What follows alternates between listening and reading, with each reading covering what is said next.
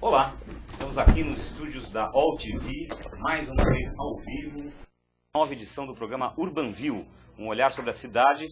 Esse programa aqui é uma produção da Urban Systems, que tem a apresentação minha, Gilberto Banti, e também a participação da Sandra Lanza aqui no chat. Já já ela vai falar com vocês.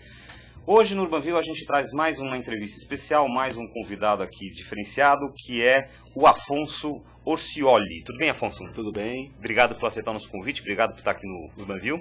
Eu que agradeço o convite, é um prazer estar aqui com vocês. Maravilha. O Afonso, ele é um arquiteto, formado aqui pela Faculdade de Arquitetura e Urbanismo do Mackenzie, e ele é mestre em arquitetura pela Universitat Politécnica da Catalunha. Aliás, o Afonso mora na Catalunha e nós vamos falar bastante sobre a Catalunha hoje. Ele também está cursando doutorado na Universidade Internacional de Catalunha, no qual ele é professor titular da cadeira de Informática aplicada à arquitetura. E aí a gente já tem uma pistinha do tema do nosso programa de hoje. Afinal de contas, é uma cadeira nova, inclusive, a informática aplicada à arquitetura é uma cadeira nova, inclusive lá nas universidades europeias, né? E esse pouco que a gente vai falar sobre esse tema aqui no programa de hoje. Ele atua também como pesquisador e consultor nessa área.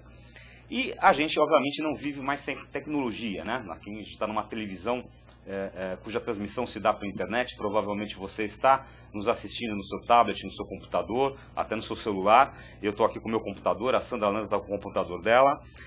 E o que acontece é que a gente vê o avanço da tecnologia e parece que o ser humano demora um certo tempo para acompanhar esse avanço da tecnologia, né? A gente tem aqui até um exemplo que a gente colocou, que a televisão, quando surgiu, né, por volta no final dos anos 50, o que se fazia era um rádio televisionado, né, até que foi descobrindo a linguagem daquele meio, ou seja, as pessoas vão se adaptando à tecnologia e vão utilizando melhor. Então a gente vive sempre revoluções tecnológicas aí.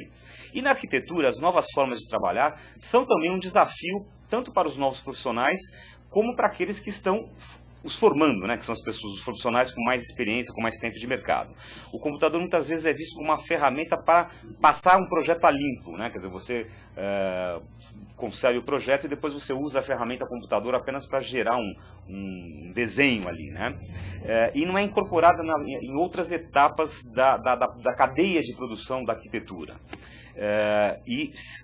Esse processo já está começando a acontecer, né? Ele já está começando a ser incorporado em outras etapas do processo arquitetônico e, obviamente, vai tornar esse processo mais eficaz. Então, no programa de hoje, para entender melhor como está essa questão da tecnologia, da informática aplicada na arquitetura, a gente escolheu como nosso olhar da semana o seguinte tema: tecnologia na arquitetura, as diferenças entre a Europa e o Brasil. A gente quer discutir aqui com o nosso convidado, o professor Afonso, como o digital vem sendo utilizado na arquitetura, quais são as vantagens e desvantagens desse uso, né, quais são os impactos que vão trazer aí na arquitetura, e saber também se os futuros profissionais estão prontos para as inovações tecnológicas, né, se eles estão acompanhando aí para e passo o que está acontecendo. A Sandra está aqui. Sandra, tudo bem? Tudo bem, Gilberto. E com você? Tudo jóia. Tem várias formas da gente participar aqui. Pois é, bem-vindo, Afonso. Hoje o programa realmente promete. Como o Gilberto disse, 1001 maneiras de você participar. A primeira maneira é via chat da AllTV. Você que já deve estar acostumado a participar com a gente, basta você fazer o seu login, vai receber uma senha, um login, tudo direitinho no seu e-mail, e você entra em contato com a gente em qualquer lugar do planeta e participa, mandando suas perguntas e comentários sobre o tema de hoje. Outra maneira é você entrar no site da Urban Systems, www.urbansystems.com.br, e participar da nossa enquete. Hoje a enquete do dia pergunta para você: a a tecnologia na arquitetura permite planejar cidades mais organizadas e sustentáveis? São 3 opções para você votar. Sim, fundamental. Segunda opção, colabora apenas, ou não, de jeito nenhum, isso não funciona. Eu estou aguardando a sua participação. Muito legal a sua participação também, porque no final do programa a gente consulta aqui ao vivo o resultado da enquete e a gente comenta com o nosso entrevistado aqui para ele também dar a opinião dele sobre esse mesmo tema. Tem o Twitter também, eu estou com o Twitter da Urban Systems ligado aqui na minha tela. Muito bem lembrado, senhor Gilberto. Para você participar do nosso Twitter, www.twitter.com/urban_systems. Maravilha. E a gente começa o nosso programa, como sempre, com o nosso quadro De Olho na Frase. O quadro de hoje a gente recolheu aqui uma frase que o próprio Afonso, nosso convidado, disse há um ano atrás, né? Pegando, está tudo registrado, hein, Afonso? Tá vendo? A tecnologia você não pode... Ele falou essa frase durante o primeiro seminário internacional sobre arquitetura digital, o BIM, Sustentabilidade e Inovação. Então, falou o Afonso aqui, a arquitetura digital é essencial para o arquiteto, pois o profissional tem de saber que a arquitetura já não é mais imóvel. Então, Afonso, vamos começar nosso bate-papo sabendo o que você quis dizer com essa frase, qual o recado que você quis passar aí. Ok. Bom, realmente o programa tem 1 hora, realmente acho que 1 hora vai ser complicado a gente poder abarcar tantas e tantas coisas como você bem colocou aí na introdução do programa, né? O que é a tecnologia? A tecnologia é algo que eu costumo dizer que é uma coisa que está no nosso sistema sanguíneo, no nosso DNA, né? Nós somos seres tecnológicos. Tem uma frase muito bacana do Marshall McLuhan, um professor e um pensador também que atuou muito nos Estados Unidos, que ele fala assim, que as ferramentas fazem a nós e nós fazemos as ferramentas. Ou seja, ele destrói aí esse conceito de, né, quem nasceu primeiro, o ovo ou a galinha? Ele fala, não, isso é uma besteira pensar nisso, simplesmente relaxe e entenda isso, né? Então, realmente, nós somos fazedores de ferramentas e as ferramentas também nos fazem a nós. E nós somos a única espécie animal que usa a ferramenta de uma maneira evolutiva. Nós somos a nossa história da humanidade, a gente poderia chamar, é uma história da ferramenta. Então, o cara que descobriu a roda lá, exato. A coisa vai indo, né? Exatamente. Tem alguns exemplos ainda, né, do macaco agora que eles estão vendo, agora que já está usando algumas ferramentas, mas ainda não é de uma maneira organizada como o ser humano. Exato, e ele usa dessa maneira desde sempre. Ele não evoluiu nesse uso, porque ele não tem como... A informação que ele passa para as gerações que vão vir sempre é a mesma, não evolui nisso. Isso não quer dizer que é bom nem ruim. Simplesmente nós, como seres humanos, temos essa capacidade de ir passando essa informação e essa informação vai sendo evoluída. Como o Gilberto Bezzo colocou, nós tivemos uma primeira etapa na forma de como nós fazemos objetos, que era o artesanato, né? Nós fazíamos, como ele colocou, um sapateiro. Ele vai pegar um sapato, vai ter que fazer o sapato para o Gilberto, ele vai medir o tamanho do pé do Gilberto e vai fazer um produto para o Gilberto. E o outro vai ser para a Sandra, etc. e tal.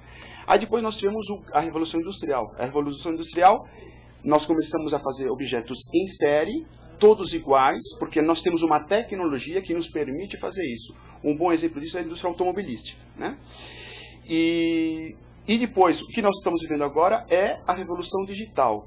Eu acredito que uma das palavras mais importantes para a gente poder resumir o que é o ser contemporâneo é a palavra digital. O digital está presente no nosso dia a dia, esse programa está sendo emitido pela internet, etc. e tal. Nós não podemos negar isso. Negar isso, porque tem muita gente que nega isso. E tem legal, depois se o pessoal quiser dar uma olhada aí na Wikipédia, que é uma excelente fonte de informação, vocês vão ver o que eram os ludistas. Os ludistas, na Inglaterra, foi um grupo organizado de operários que estavam contra a máquina. Eles desciam um cacete mesmo na máquina, pegavam e botavam fogo nas fábricas e tal, porque eles estavam vendo a máquina como uma ameaça para eles. Aí depois eles descobrem que, na verdade, quem ameaça era o industrial, o empresário que estava explotando aquela mão de obra barata, então, aquelas crianças que também trabalhavam, etc. e tal, né? Então, e hoje nós temos os neoludistas. Os neoludistas são pessoas que acham que a internet é alguma coisa, é uma ameaça para o ser humano, etc. e tal. E eu gosto sempre de colocar aqui, porque a gente fala de tecnologia, né? Parece que, não sei, que eu sou um cara que estou o dia inteiro, uso internet, uso programação, gosto da linguagem da programação e tal, mas realmente não temos o mundo real que existe e eu acho super importante. Você vê no Japão, às vezes tem moleque que fica 3 dias no quarto, a mãe passa a comida, né? A gente morre na frente da internet. Exato, então esses exageros é complicado, né? Pegando esse gancho aí, Afonso, é o seguinte, a gente está acostumado, nós leigos, né, estamos acostumados a ter aquela visão da arquitetura, a gente lembra um pouco do Niemeyer, né, que pegava até uns guardanapos, assim, o cara desenhava aqueles traços, aqueles pilares, aquelas coisas. Então é uma concepção meio do lápis no papel. E curiosamente a gente teve um convidado aqui, não sei se foi na semana passada ou retrasado, um arquiteto também, colega seu, que ele falou o seguinte, você lembra disso, Sandra? Ele falou que... Renato Simbalista? Ele defende que a concepção da coisa seja feita manualmente, seja feita com lápis, com lapisinhos de cores, etc e tal, tem que ter o computador só tem que entrar depois do processo digamos, do planejamento, da ideia principal do projeto ser concebida. Então, vamos aproveitar esses dois ganchos, quer dizer, essa visão que a gente tem da arquitetura, uma coisa meio desenhada. Tá. Essa visão que a gente tem de tecnologia na arquitetura, que basicamente o que a gente vê na nossa cabeça são aqueles programas de CAD e CAM que desenham, né, o projeto.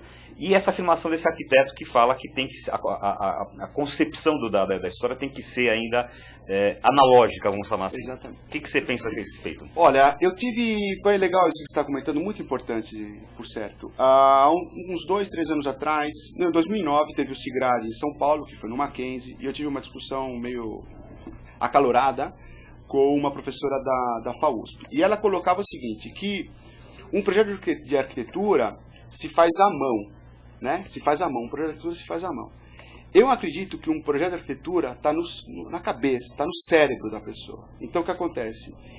Um arquiteto, ele tem ideias que estão no seu cérebro, ele tem uma capacidade muito importante de criar uma questão espacial, como vai ser a forma, o contexto onde está, certo? De uma maneira... Então, se ele vai se expressar desenhando à mão, ou se ele vai se expressar usando o computador, o instrumento que ele vai utilizar é uma opção dele, tá? Se ele vai querer usar instrumentos analógicos, um compasso, uma régua, etc. e tal, ou se ele vai querer usar o computador. O que acontece com essa questão do computador? Você pode ter um uso do computador, um programa de CAD, que você vai, de vez em você desenhar, porque a arquitetura tem um momento em que tem mais a questão do conceito, da ideia, né? E isso eu utilizo muito com todos os workshops que eu faço. Primeiro dia nem se toca computador, é tudo à mão, ideias, etc. Depois a gente vai... Na verdade, uma coisa não exclui a outra. Uma coisa não exclui a outra.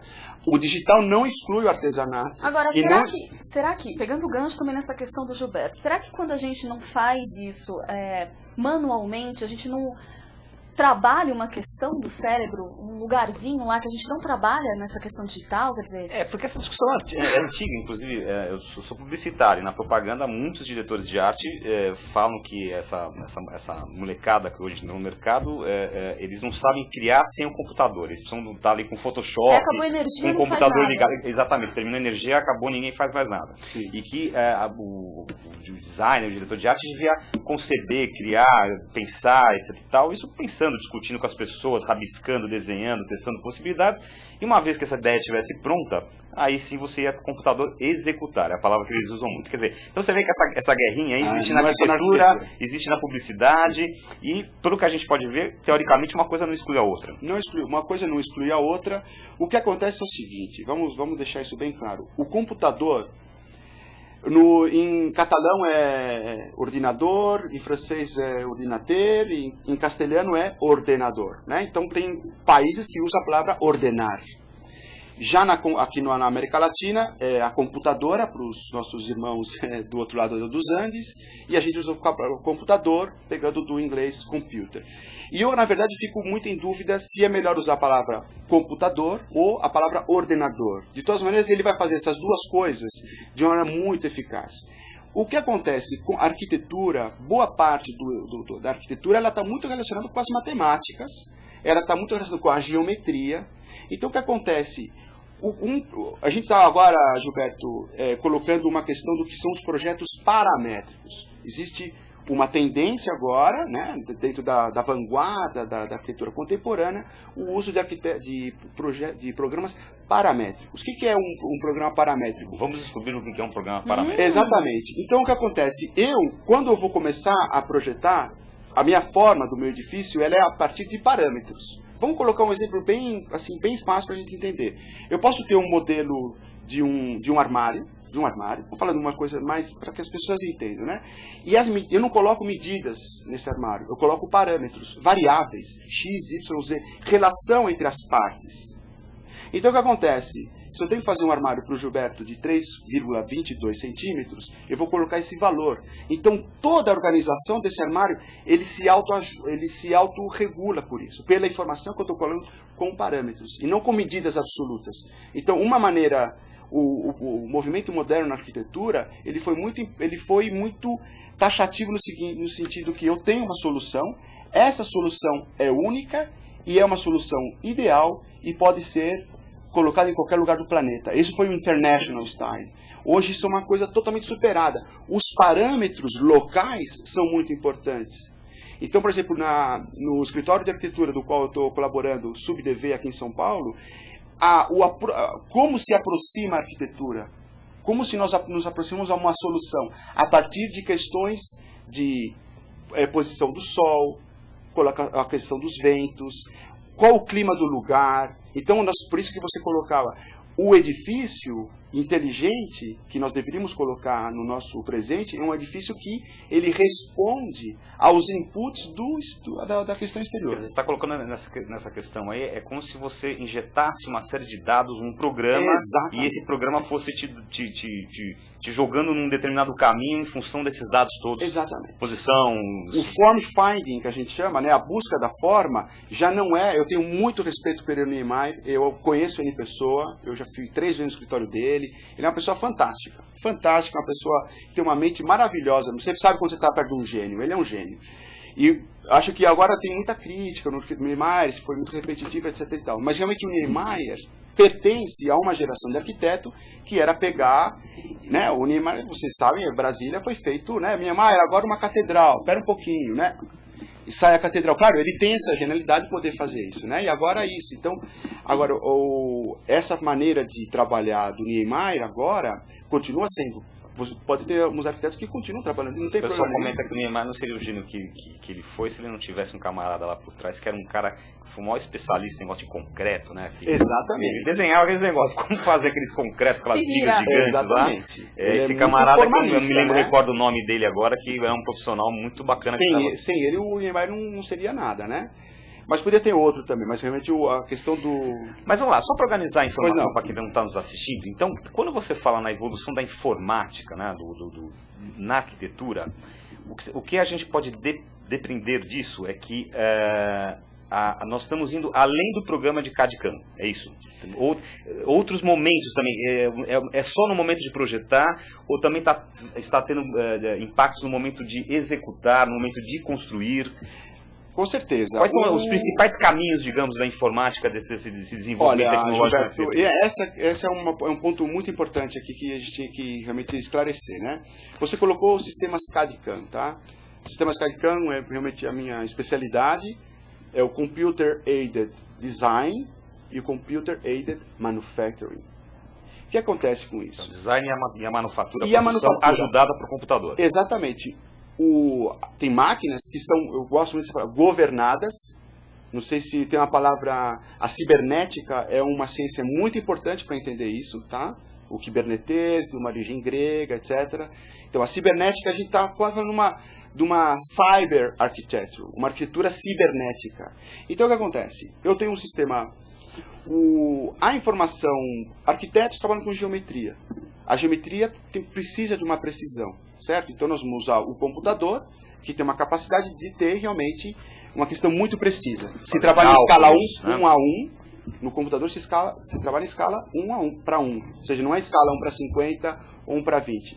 Uma arquitetura, digamos mais aqui, qualquer escritório de arquitetura no Brasil, no mundo está trabalhando, todo mundo trabalha com computador, você já não vê régua paralela, etc. e tal. E ali, esse projeto vai ser impresso em folhas de papel. Essa informação vai ser levada na obra, uma pessoa vai ler essa informação e vai construir aquilo. Olha, daqui lá são 3 metros, aqui tem que ter um pilar, etc. e tal. O que acontece com o sistema, esse sistema CAD? O que é o sistema CAM? É quando que a manufatura dos objetos também estão sendo feitas por máquinas, mas são governadas pelo computador. Então tem alguns exemplos, por exemplo, tem por exemplo, uma cadeira, que a gente está aqui colocando numa imagem. Essa cadeira foi desenhada pelo computador, passa por programas onde se organiza toda essa informação. Então você tem um projeto 3D, ok? Tem uma cadeira, por exemplo, ou um móvel, ou uma fachada. Tem componentes dessa fachada. Esses componentes vão ser colocados no plano bidimensional. Isso vai ser colocado numa milling machine, numa router, numa fresadora, que trabalha com uma fresa, e vai cortar tudo aquilo. Então, o que acontece? Primeiro câmbio de paradigma. Eu, como designer, estou oferecendo a informação para a manufatura daquilo. Se alguma coisa não saiu errado, de quem é a culpa? É minha. Eu já não posso falar, não, porque aquele marceneiro... O cara não executou direito. Então, a gente volta, Gilberto, lá para trás. Eu me considero um artesão digital. Ou seja, eu trabalho com... Os produtos que nós fazemos são séries curtas, não é para fazer um monte de coisa igual. Eu quero fazer coisas personalizadas, é o mass customization, não mass production. Esse é um câmbio de paradigma, eu não estou inventando isso, é uma coisa que está nos Estados Unidos, na revista The Economist, são 30 páginas falando sobre isso. É uma mudança na indústria, entendeu? Então nós estamos fazendo objetos personalizados em lugar de projetos. Então a gente tem essa foto dessa cadeira também. Sim. Vou pedir que o pessoal da ilha daqui a pouco já ir preparando. E aí também tem uma outra imagem que eu gosto muito de colocar, que é... Então o que aconteceu nessa questão? Tem um arquiteto muito importante nessa história chamado Frank Gehry, sim, um cara que começou a ser mais famoso já a partir dos 50 anos de idade. E ele, o que ele foi fazer, o Frank Gehry? Ele foi muito vivo. Ele falou, olha, os programas de CAD do mercado, eu não quero saber dessa geometria, porque é uma geometria muito euclidiana, tá? Ângulo, linhas retas. Preto branco, né? Exatamente, perpendicular, etc. e tal. Que era quase como uma substituição da régua T, da régua paralela, para o computador. Isso aí, para a evolução da arquitetura, não representou absolutamente nada. Nada. Aí ficou os cadistas, né? Os cadistas são caras que passa limpo, você fala, isso é um absurdo, na verdade, né? Passar limpo, você está fazendo o mesmo trabalho 2 vezes. Aí o Frank Gehry falou, olha, poxa, mas peraí, tem uma indústria automobilística, né? Tem indústria aeronáutica. Esses caras trabalham com outras formas geométricas que são conhecidas como NURBS, Non-Uniform Rational B-Splines. São figuras geométricas muito presentes na natureza, tá? Na natureza, né? O Gaudí falava, na natureza não existe linha reta, tudo é curva, né? Até o Niemeyer também fala muito sobre isso, né? Então o que acontece com o Frank Gehry? Ele faz uma espécie de um laboratório, ele faz uma escultura em Barcelona, uma escultura chamada O Peixe, está na frente do mar, é uma escultura dourada, e é a primeira vez na história da arquitetura que um arquiteto utiliza um programa oriundo do mundo da aeronáutica. Ele usa um programa chamado CATIA. O CATIA é um programa paramétrico. Então, claro, o que é um programa paramétrico? Você é como se fosse uma marionete. Você mexe aqui, afeta lá, está tudo amarrado. Cada inserçãozinha que você faz num determinado ponto tem sua repercussão no restante. Exatamente. Então, claro, são projetos que sem o uso da informática seria impossível, né, de você fazer aquilo. Isso tem sido utilizado principalmente na construção assim, de prédios, de edificações mesmo. Sim, de uma maneira, vamos deixar claro também isso, né? Nós estamos trabalhando agora com uma tecnologia nova, essa aplicação na arquitetura não tem mais do que 15 anos, estamos começando nisso agora. A gente chama uma tecnologia emergente, ela está emergendo agora. Ela é uma tecnologia também disruptiva. O que é a palavra disrupção é muito importante para entender isso. Essa tecnologia ainda não alcançou o seu estado maior de madurez. Entendeu? Nós estamos começando a trabalhar. Não atingiu o seu estado da arte ainda. Exatamente. Né? Estamos começando. Mas é um universo fantástico, né? Eu não sou o único que estou trabalhando com isso aqui no Brasil. Tem a FAUSP montou um laboratório agora de fabricação digital, a Unicamp também está com um laboratório, enfim, tem já... Aliás, Afonso, a gente está, para quem está chegando agora aqui, a gente está conversando hoje com o arquiteto e professor Afonso Orcioli. Você quer fazer alguma pergunta? Eu tenho uma pergunta interessante de uma pessoa muito importante também, que é o Paulo Mena Barreto. Faz tempo que não participava, ele fez um comentário bem interessante. Ele fala o seguinte: penso que o uso exclusivo do computador e da computação gráfica na arquitetura talvez a faça perder um pouco do seu lado artístico. É necessário que se use a ferramenta, mas talvez, como disse o Gilberto, para executar a ideia que foi rabiscada no papel antes. O que você acha disso, Afonso? Quer dizer, cada um tem sua beleza? Como é que funciona? Olha, na verdade, o computador ele pode ajudar muito na questão da criatividade. O que acontece é o seguinte, a gente tem que ter o computador, nós temos 2 maneiras de usar o computador. Uma é como se o computador fosse um escravo da gente, né? O outro é como um sócio. Aliado. Um aliado seu. Você entra num processo de conversa, de troca de informações com o computador. E o computador pode computar tudo aquilo que você está pensando de uma maneira muito rápida. Entendeu? Então, os exemplos mais clássicos da utilização da computação avançada no uso da arquitetura é um prato cheio para a criatividade. É um prato cheio para a criatividade. Agora, você também pode fazer coisas muito repetitivas com isso, né? Basicamente o que a gente está podendo entender dessa tua exposição aí é que existem, como você falou, os programas que são apoio, que são fazedores, são executores, e tem agora essa nova leva de programas que eles funcionam de uma forma mais sistêmica, né? Quer dizer, ele vê o projeto que ele falou, mexe numa coisinha aqui, já muda ali, e isso permite você construir mais hipóteses de trabalho. Exatamente. É essa a questão. A questão do uso da computação na arquitetura, você realmente... Como que você vai fazer um edifício? Todo o estudo do lugar onde que vai ter esse edifício, o contexto do edifício, o lugar que ele vai estar, é importante. Então, o que acontece? Você vai ter uma capacidade de ter uma organização, por exemplo, você pode estar fazendo um projeto de arquitetura e, ao mesmo tempo, você vai saber quanto vai custar aquele edifício. Então, quanto custa aquilo é uma coisa super importante. Então, preciso baratear nisso, mudando o material, afeta isso.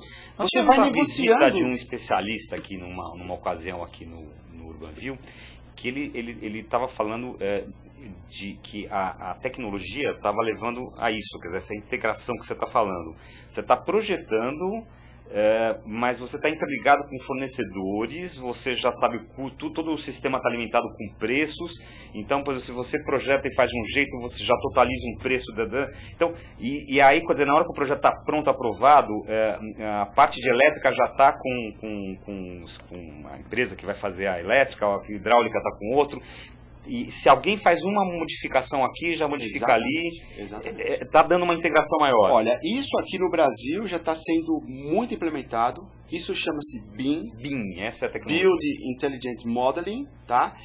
O BIM trabalha com base de dados, é excelente para a organização da base de dados, em que você vai ver projeto de estrutura, projeto de instalações, de ar-condicionado, de alvenaria, de tudo aquilo que o móvel precisa. Então, o arquiteto, ele é realmente a pessoa que vai gerenciar tudo isso. Então, o que acontece na construção civil?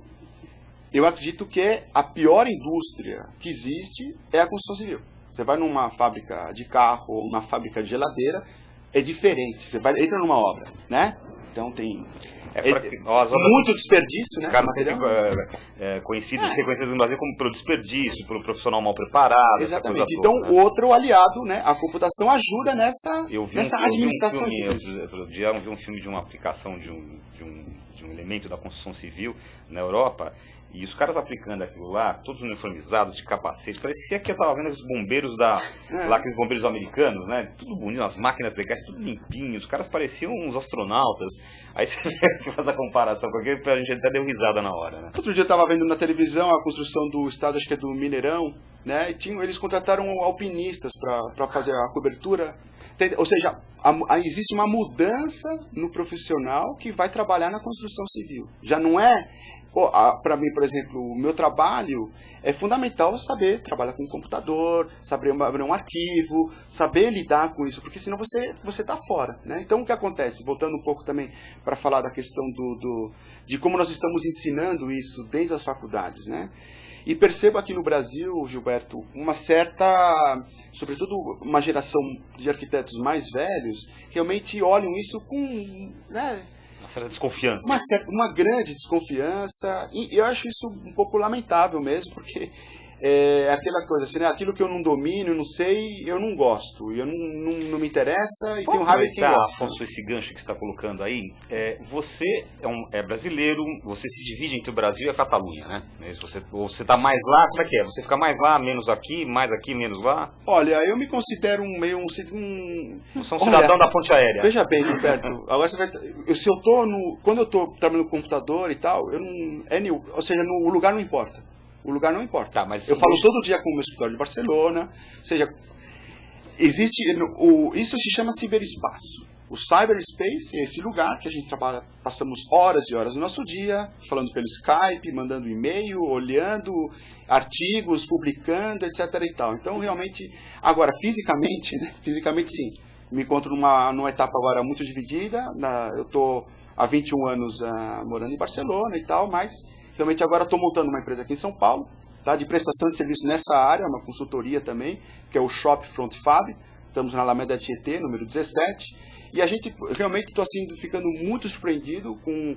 Eu estou aqui há 3 semanas, realmente assim, tendo um interesse muito grande, sobretudo do pessoal mais jovem. Tá? Então, estudantes de arquitetura, eles vêm lá. Mas porque o professor dele desestimula ele. Ele fala, não mexe no computador, isso faz mal para a saúde, etc. Então, realmente, existe uma massa crítica aqui.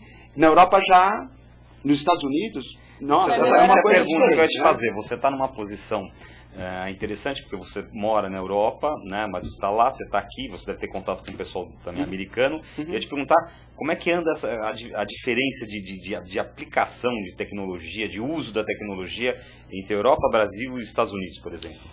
Olha, Gilberto, a questão é muito fácil. A partir do momento em que você tem um incremento do valor da mão de obra, a tecnologia chega. Então, claro, se você tem mão de obra barata, você põe lá o pessoal para trabalhar de uma maneira artesanal, né? Tijolo por tijolo, num desenho lógico, e aquela coisa vai construindo e tal.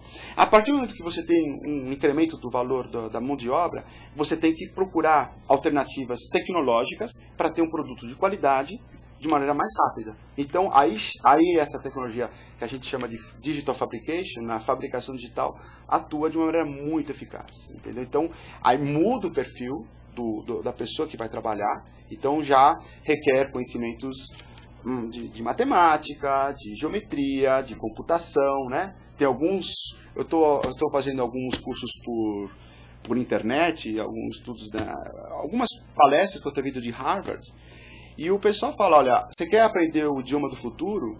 Não é espanhol, não é português, não é chinês e nem inglês, é programação.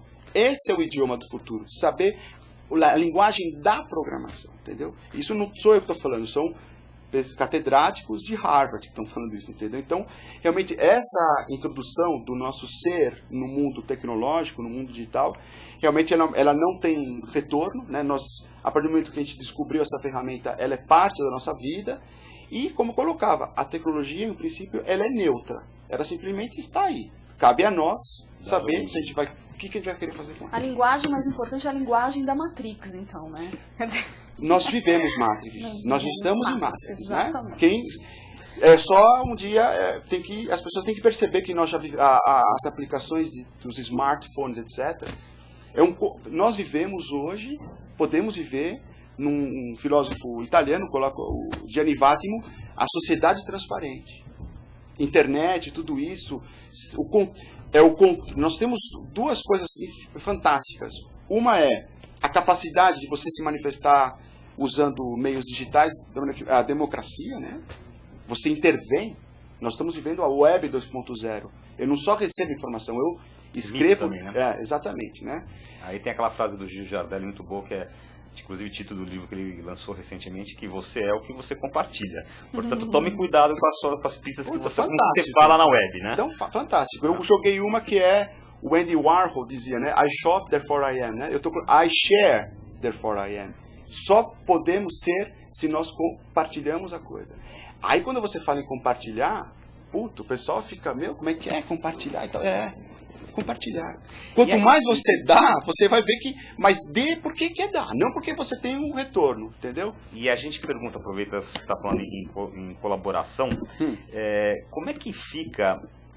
como é que você vê hoje a integração, a troca de informações, a colaboratividade entre essas instituições de ensino, como essas que você está lá na Catalunha, com o Brasil, com os Estados Unidos, com outros países, França, Itália, enfim. Existe bastante colaboratividade, troca de informações? Poderia ter muito mais, tá? As pessoas ainda... Isso é uma coisa... Realmente eu vejo que num setor, na universidade mesmo, na questão acadêmica, a coisa poderia estar muito melhor. Existe muito ego, existe muito medo de compartilhar a informação. Em setores que a gente podia chamar, eu até uso essa palavra, um pouco mais marginal, não tão oficial, se compartilha muito mais a informação. Tá? Então, agora, a universidade está começando a compartilhar, porque, claro, a universidade se sente ameaçada por isso.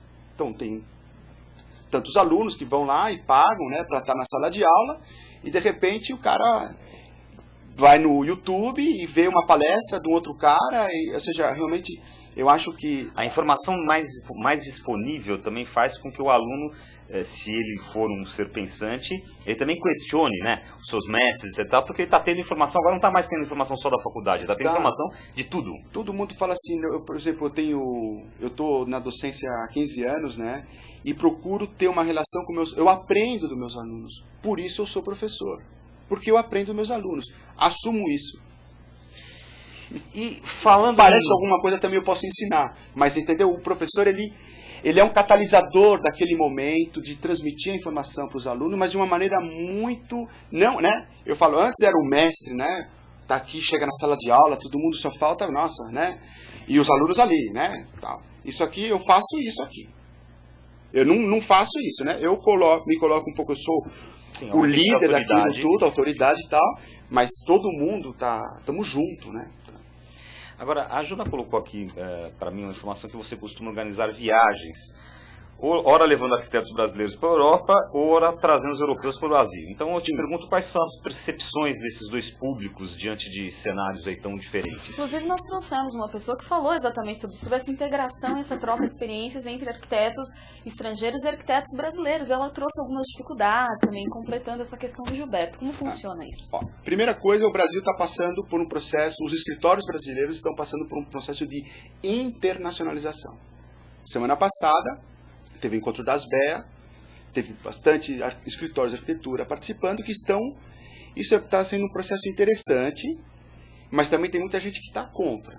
Então o brasileiro ele quer proteger o seu mercado interno, ele tem desconfiança de fazer uma sociedade com um escritório americano ou um escritório europeu, porque esse escritório americano ou europeu tem uma organização interna do escritório que é muito superior à organização do brasileiro. Então, eu acho que é um momento que nós podemos aprender deles e da mesma maneira que eles também podem aprender muito da gente. Aqui a gente tem que ter uma troca constante, né? Sobre a questão da vinda de arquitetos, eu estava agora, semana passada, realmente com um grupo, com o pessoal do Colégio de Arquitetos da Catalunha, veio aqui para São Paulo, a Espanha, vamos falar da Catalunha, né?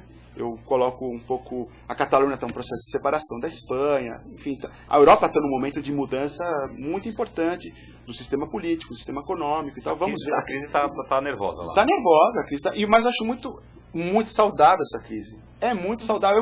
É uma oportunidade de mudar muita coisa, entendeu? Você acha que a Catalunha vai conseguir fazer um processo de separação mesmo? Já está. Vai conseguir? Vai. No máximo em 10 anos. Isso já existia, né? Agora, semana que vem tem um referendo. Né? Segundo o referendo, já é um referendo oficial. Então, existe... A Espanha é muito complexa. A Espanha... Existem vários idiomas oficiais que se falam na Espanha, né? Tem o galego, tem o País Basco... E tem a Catalunha, o País Basco e a Catalunha tem muita coisa em comum, pela questão do idioma, por uma questão histórica e tal, né? E realmente a Catalunha, o Gaudí, né? Por que o Gaudí foi tão importante na história da Catalunha? Porque ele vai colocar uma identidade da Catalunha nas artes plásticas, entendeu? Aquilo que a Catalunha tinha ele coloca aquilo de uma maneira evidente para todos e tal.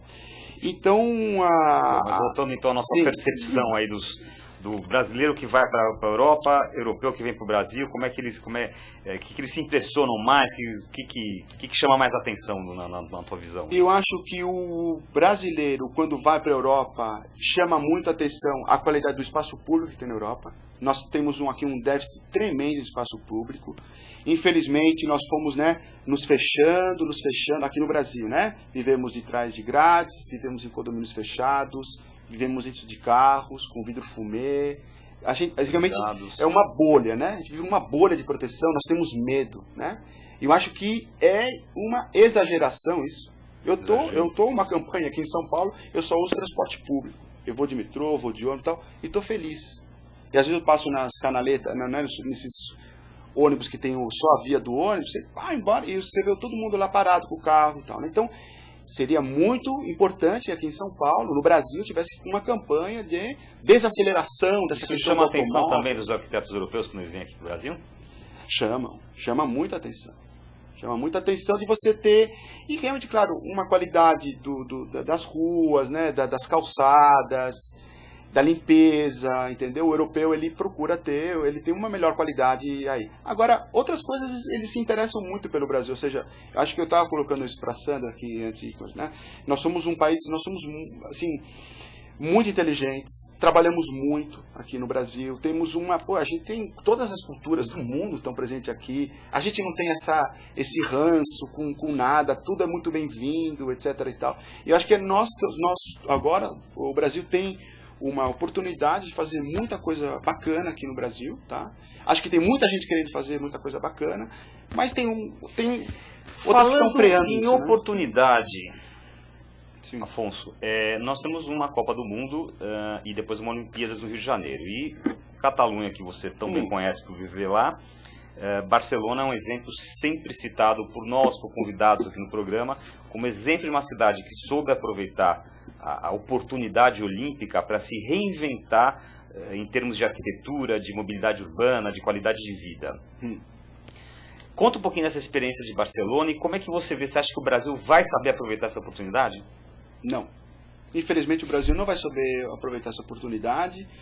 O Brasil está se centrando muito nessa questão do estádio. Da arena. Ou seja, como é que, veja bem, você vai fazer um estádio em Manaus, que não tem time nem de terceira divisão, para você fazer um estádio que vai ser usado, quantas vezes vai ser usado aquele estádio em Manaus? A não ser que ressuscite o Michael Jackson e vai dar um show, não sei.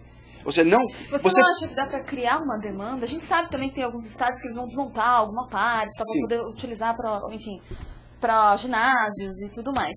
Mas será que a gente, de alguma forma, a gente não perde isso tão assim e a gente cria uma demanda para esses espaços, mesmo que seja pequena?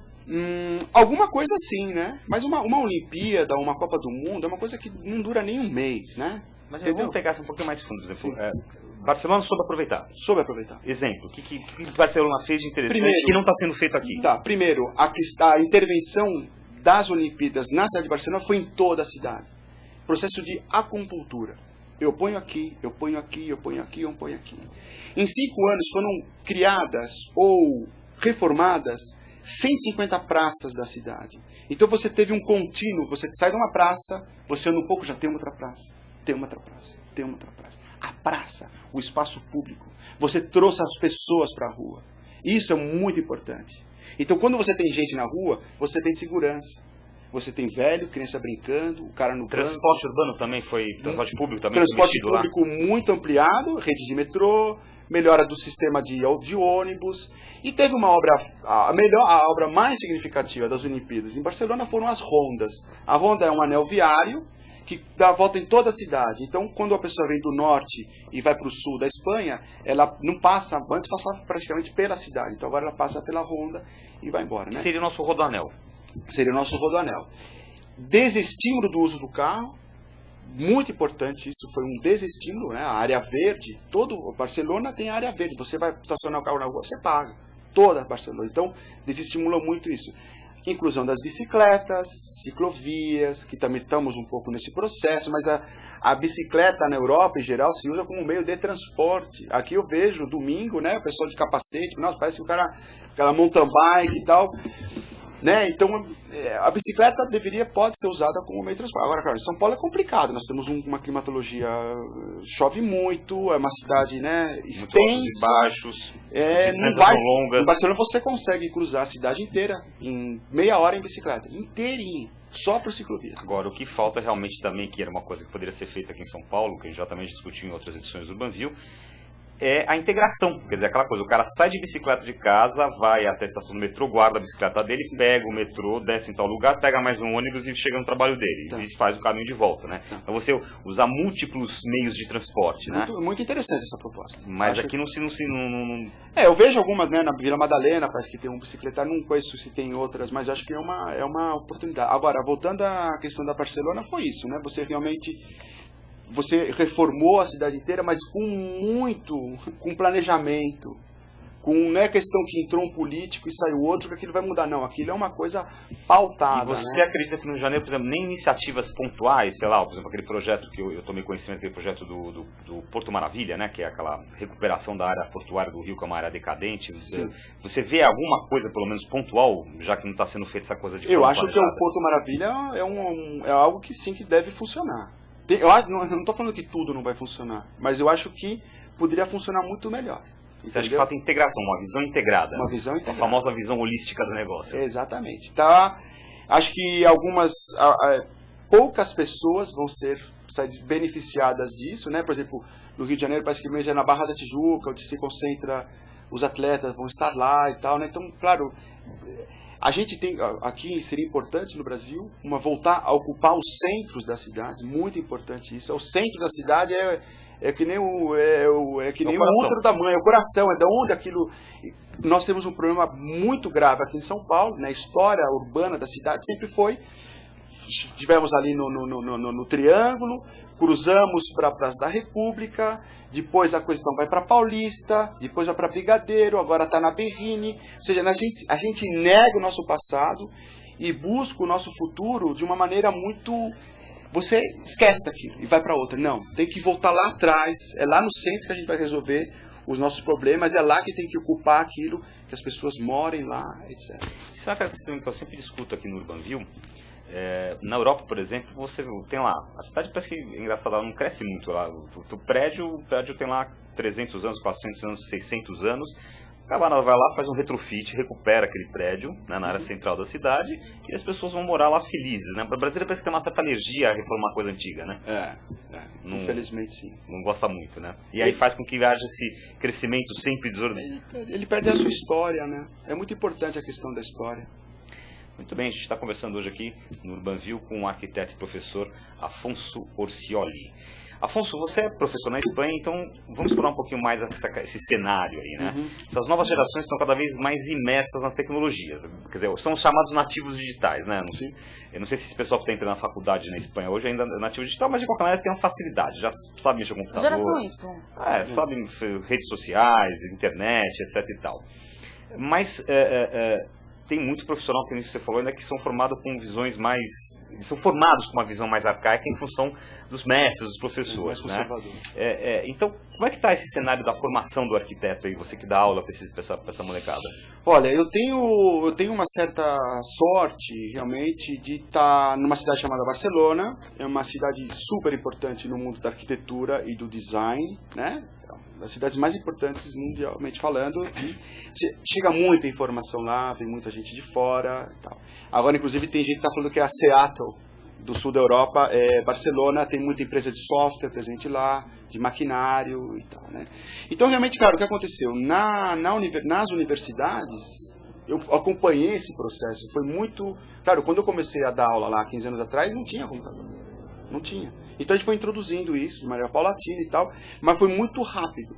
Eu sempre falo, os computadores entraram pela porta e as réguas T saíram pela janela. Foi um processo muito rápido, né? E então o que acontece? Está sendo colocado a questão das aplicações dos programas nas faculdades de arquitetura de uma maneira que está funcionando realmente. A gente vê o computador como uma extensão da nossa capacidade criativa, como quase fosse uma prótese cerebral. Tá? E essa é a questão do computador. Então, ele é teu apoio, é ele que vai te ajudar para você poder representar um projeto, seja para representar um projeto em 3 dimensões e fazer um render. Isso já é um grande avanço, porque você, claro, tem uma capacidade de comunicação com o seu cliente, que se você for fazer uma perspectiva à mão, por exemplo, claro, se mudou alguma coisa, você tem que fazer uma outra perspectiva. Lá você muda a câmera, muda os materiais, você pode brincar, jogar muito mais com o seu projeto. Pois é, Afonso, a gente tem uma questão também interessante do Paulo Mena Barreto. Ele fala o seguinte: é uma visão que tenho da profissão do arquiteto, pela observação prática. O arquiteto passa a ser um profissional dispensável em uma obra. Isso porque todo mundo que já tem um pouco de médico e técnico de futebol se acha capaz de projetar e de desenhar a sua própria casa. Um tremendo engano isso, mas é a realidade. Quer dizer, com a chegada dessas novas tecnologias, isso ficou maximizado? Olha, eu acredito que não. Ou seja, veja, essa tecnologia que nós estamos falando, de parametrismo, sistemas de CAD/CAM, procura de soluções pelo computador e tal. É uma coisa complexa isso aí. Não é primeiro, não é da noite. Eu sempre falo, pessoal, você quer entrar nisso? Tá. Entra, não vai com calma, porque senão você vai quebrar a cara, porque é muita coisa. Temos que trabalhar em rede, temos que trabalhar aqui em equipe. O Gilberto é bom numa coisa, você é bom numa outra coisa, nós trabalhamos juntos e tal. Não acredito que uma pessoa vai ser capaz tem que saber de geometria, tem que saber de matemática, de fórmula, de estrutura, é um monte de coisa. Eu não tenho medo agora. Não exime uma formação acadêmica para isso. Exato. Agora, o que acontece, sim, de verdade, é, por exemplo, nós estamos agora numa plataforma muito bacana, que é você ter um design, você pode já baixar uma casa pela internet. Você baixa, um download de todo um projeto de arquitetura de uma casa. E ainda você pode parametrizar isso. Mas acontece que quem é que concebeu esse projeto é um arquiteto. Só que o Gilberto vai falar, não, eu ponho meus parâmetros aqui e entra uma linha de produção industrial da minha casa. A Toyota no Japão faz casa pra caramba, tudo processo industrializado. Isso que a gente está colocando, né? Uma automatização das coisas, um projeto industrial. Então o que acontece? Vamos colocar uma coisa mais fácil. Eu tenho uma cadeira desenhada. Eu jogo ela num servidor, no computador, num servidor, e a Sandra vai baixar a cadeira, download. Já vem tudo bonitinho para você ir num Fab Lab, num lugar onde tenha maquinário, por exemplo na Tietê, e fala, olha, corta isso para mim. Cortei isso para mim, você leva para tua casa, monta e acabou. Então a indústria cinematográfica passou por isso, a indústria da música, né? A gente baixa a música e tal, e agora está começando já, o pessoal que trabalha com cara, a partir do momento que você tem um arquivo digital, meu amigo, o controle disso fica complicado. Agora a gente tem um cara que criou uma máquina que, se o autor não sabe que vai ser reproduzido o design dele numa máquina X, a máquina não executa aquilo, para proteger os direitos autorais do criador do design. Nós estamos trabalhando nesse universo, entendeu? Então é um design globalizado com uma produção local. Tá entendendo? É um admirável mundo novo. É a quebra de paradigmas, como você falou. É uma mudança total de paradigma, né? Aqueles que estiverem... Bom, nós estamos assistindo isso, né? É um momento que promete muito, mas ao mesmo tempo, ou seja, realmente a gente não sabe... Tem uma foto aqui que eu coloquei a revista Time Magazine. Tá aí essa foto? Acho que é a última do slide. Vamos aliás, nosso programa está terminando, eu queria dar uma passadinha rápida nessas fotos, viu? Eu queria mais passar, essa última imagem é bastante significativa e ela acho que ela é capaz de fechar Sandra, você pede aí a capa da Time? Claro, por favor. É umas últimas imagens? É a última slide. Olha lá. Isso. A revista Time Magazine, cada ano, eles têm uma edição muito esperada e tal, que é a personalidade do ano. Aquela pessoa que vai ser, né? A personalidade do ano. Todo ano é uma pessoa. Exatamente. No ano 2006, essa é a portada da Time Magazine, que é um computador, e tinha esse elemento assim que está aí em cor cinza, ele é reflectivo, com o qual... Como se fosse um espelho. Como se fosse um espelho. E embaixo está escrito você, né? Então a personalidade do ano é você, ou seja, somos todos nós. Todos somos a personalidade do ano. E embaixo estava escrito, se você é um cibernauta, se você usa a internet, você é a pessoa do ano. Bem-vindo ao seu mundo, né? Então ele coloca aqui, nós temos essa responsabilidade. Nós todos passamos a ser atores nesse jogo. Né? Por que ele foi no 2006? Porque no 2006 se criou o que nós chamamos hoje de Web 2.0, que é Web participativa. Antes o Gilberto lia, mas ele não produzia nada. Agora você interage. E essa interação, claro, depende de nós. É isso aí. Agora, Afonso, agora daqui a pouquinho, a Sandra, já vamos pegando o resultado da enquete aí, que vai ser a nossa última questão. Mas conta um pouquinho só melhor desse projeto teu aqui. Você montou, acabou de montar uma empresa aqui no Brasil. Exatamente. A empresa chama-se? Shopfront Fab. Shopfront Fab. Exatamente. O Shopfront Fab, na verdade, é uma loja, vamos dizer assim. Nós temos objetos que nós produzimos e a vitrine da loja você vê a maquinária. Ou seja, eu vendo a vitrine você vê a tecnologia. Mas esse empreendimento é destinado ao quê? Ao público final?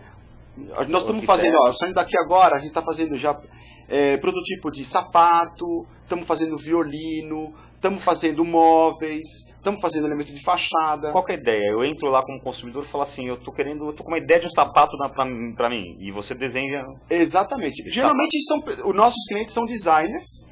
O que acontece? Todos os designers estão trabalhando com programas de CAD, todos, né? Tem um momento no processo criativo, por mais que você comece na mão e tal, tem um momento, quando você precisa botar a medida naquilo, você já vai para um programa de CAD. Então essa informação do CAD, você vem para o nosso escritório e nós vamos reproduzir para fazer aquilo para você. Nós somos um meio entre você, um criador, e a tecnologia. Então eu explico como funciona, como tem que ser o arquivo, tem que ser tudo em milímetros, tem uma série de parâmetros aí, né? Para quem quiser conhecer melhor esse teu projeto, eu já fiquei interessado, então já também estou pedindo a dica para mim. Você tem um site? O site é o shopfrontfab.com.br. É só shop de comprar de loja, isso, né? Front como se for e Fab. De fábrica. Na verdade, se você for no Google e botar o Tiwoli, que é o meu sobrenome, você vai achar, porque o meu sobrenome tem pouca gente e é fácil de me achar, entendeu? Ou seja, não é difícil achar a gente. E o escritório, estamos tá o Ian Just, que é um especialista em maquinária, o cara adora máquina, programação, a gente projeta máquinas, né? Aqui em São Paulo tem muita fábrica que faz maquinário. Nós aqui na América Latina somos uma referência importantíssima, né? Porque Colômbia, eu viajo muito pela América Latina, eles não têm a tecnologia que nós temos aqui. Então a tecnologia está aí, né? E tem o Franklin Lee, que é um arquiteto, estudou na Architecture Association, foi professor lá, é um cara também da minha idade, morou na Califórnia, morou em Nova York e fez Mackenzie 6 meses e voltou para o Brasil há 1 ano e meio, 2 anos atrás. Então, nós somos assim um grupo meio, eu me considero assim um pouco marginal, no sentido de que eu não estou interessado em fazer muita coisa, eu gosto de coisas pequenas, mas bem controladas, com bom gosto. Vocês também se propõem a fazer um projeto, vamos supor, eu quero construir um edifício, eu quero construir minha casa. Com certeza. Se eu for lá, eu vou conversar com vocês, Exato. Só que ou seja, você vai entrar na nossa linha de trabalho, que é uma linha, a gente trabalha muito com a questão meioambiental. Tá. Meioambiental. O meio ambiente vai dar soluções para a sua casa, para você ter um melhor conforto no interior da sua casa, no verão, no inverno. Estamos trabalhando muito nisso aí, entendeu? A gente não estamos preocupados em fazer esses edifícios que estão na Berrine, né? Essas corporações enormes. Já existe um mercado já dominado. Esse mercado não me interessa. Não me interessa. Me interessa entrar nesse mercado se esse mercado quer uma coisa personalizada. Aí pode vir bater na minha porta que será bem-vindo. Como apostamos, não deu tempo de falar tudo que a gente tinha que falar. Então, Puxa Sandra, vida. enquete para a gente comentar com o professor Afonso. Pois é, a pergunta da nossa enquete hoje era: a tecnologia na arquitetura permite planejar cidades mais organizadas e sustentáveis? E aconteceu uma coisa que eu confesso inédita aqui no Urbanville, pelo menos enquanto eu estou aqui. 100% das pessoas disseram que sim, é fundamental. As outras opções, 0% colabora apenas e 0% não. Quer dizer, o pessoal que participou da enquete acredita 100% que a tecnologia que sim, pode ajudar na arquitetura. Olha, eu fico muito... Excelente pergunta. Eu fico muito agradecido realmente de estar presente nesse programa e sobretudo porque eu conheço o trabalho da Urban Systems. Nós estamos já, não sei se vocês já viram falar no conceito de Smart Cities. Já. A cidade inteligente. Nós, com um telefone, um smartphone, um telefone desses de última geração, tal, né? Você tem ali uma capacidade tremenda, por exemplo, de saber como está o trânsito agora em São Paulo. Eu quero ir daqui para tal lugar, como eu faço para ir em transporte público? O ônibus já está passando lá, quanto tempo vai demorar para passar o ônibus? 2 minutos, 5, 10? Ou seja, você tem uma inteligência por trás da cidade. E, evidentemente, você deveria ter uma inteligência para a planificação da cidade. Então, uma vez mais, voltamos à questão nós trabalhamos muito com um plugin, um programa chamado Grasshopper, que é um plugin no programa chamado Rhino. Então, hoje, o que acontece? Você tem um programa, aí tem seus plugins do programa, aí tem o plugin do plugin. Cada dia coisas estão sendo geradas e tal. E muitas dessas tecnologias estão sendo aplicadas para a questão do planejamento urbano. É que nem a app, né, para esses Eu fico pensando assim, tanto programinha que os caras vão inventando, que eu não sei onde que eles vão parar. Bom, mas nosso tempo chegou ao fim. Conversamos hoje aqui com Afonso Orcioli, que é professor, arquiteto. Conversamos sobre tecnologia na arquitetura. O papo foi muito bom, te agradeço muito, viu, Afonso? Gostei também. Vamos ver se a gente cala depois uma outra oportunidade para você voltar aqui e dar continuidade nesse processo, tá bom? Parabéns pelo trabalho e Obrigado. seja sempre bem-vindo, a casa é sua. Sandra Souza, finalmente. Eu quero mandar um abraço especial aqui pro Paulo Mena Barreto, que fala o seguinte: Sandra, Gilberto, foi um enorme prazer estar de volta à plateia do Urbanville. Agora terei mais tempo e espero ser mais assíduo a este programa que tanto gosto e que tanto me enriquece. Um ótimo dia a vocês. Puxa, obrigada pela presença, você que enriqueceu aqui também o nosso chat hoje. Muito obrigada. É isso aí, Sandra, foi muito bem. Vocês que participam do programa aí, mandando suas perguntas, seus comentários, vocês são a razão de ser, obviamente, do nosso programa. Então, agradeço muito a audiência de vocês. Lembrando, Sandra, para quem quiser assistir o programa sob demanda, www.urbansystems.com.br. Você vai clicar lá, vai procurar Urbanville, lá você vai encontrar todos os programas Urbanville. Todos os nossos programas, tem o nosso canal também no YouTube, que é o canal Urban System no YouTube. Então, a gente pede para você ir lá, assistir sempre que você quiser, compartilhar com os amigos, tem os botõezinhos lá para compartilhar em todas as redes sociais, já que somos o que compartilhamos, né? Sim, Outra coisa também, se você quiser, se você estiver nos assistindo aqui via UTV e quiser se cadastrar também no site da Urban Systems, você vai receber toda semana antes do programa um aviso com as novidades e o que vai acontecer no programa. E daqui a dois ou três dias a Sandra já vai estar colocando esse programa que você está assistindo agora com o Afonso lá. Então, agradeço a sua audiência mais uma vez. Terça-feira que vem a gente está de volta aqui com mais uma edição ao vivo do programa Urbanville ao meio-dia. Até lá, um abraço.